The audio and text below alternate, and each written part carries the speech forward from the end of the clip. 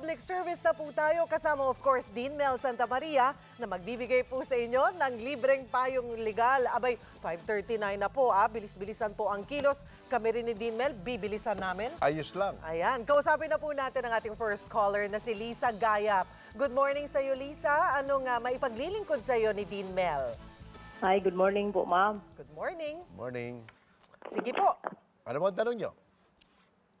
Hi. Yung party sa pangalan ko po, sir. Oo, ano nangyari? Yung sa birth certificate ko at sa baptismal ay magkaparehang pangalan ko. Okay.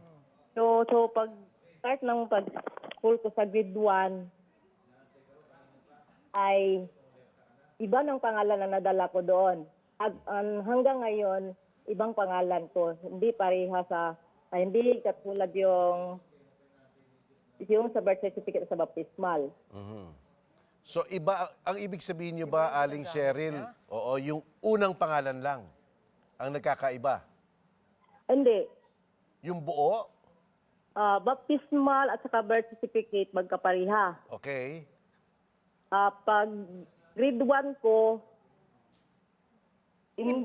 iba ang pangalan na nadala ko. Iba ang gamit-gamit nyo hanggang ngayon na Hanggang tumanda ngayon. na po kayo? Yes, ma'am. Oh, So okay. ano ang gusto nyong gawin? Gusto nyo bang panatiliin nyo sa birth certificate nyo? O yung gusto nyong ginagamit baguhin?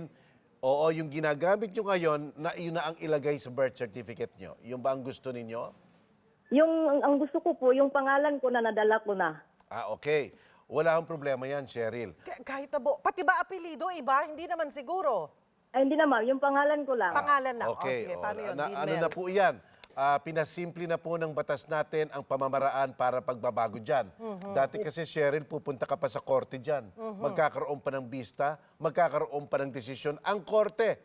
Pero mahabang proseso, Oo, di ba? yes. Kaya pinalitan na po ng batas natin kung ang problema lang po yung unang pangalan, doon po kayo pupunta sa local civil registrar kung saan original na na-issue iyan.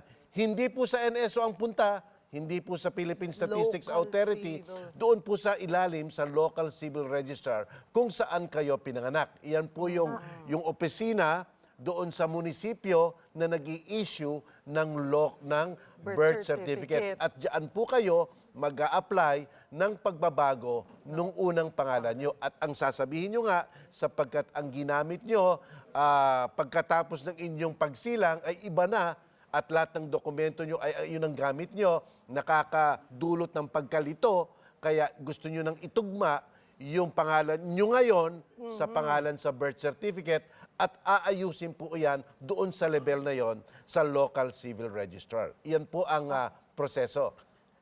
Okay, sir. Salamat kaya, sir. Ayun, very Alright. clear. Oo. Okay, oo, yan Buti na. ngayon, mas madali na. Totoo yan. Pati yung mga change sex. Di ba, minsan nagkakamali, male, nagiging female, Obviously, oo. female, nagiging male. Doon na rin yan sa local Local civil civil registrar. Yan. oo. Okay.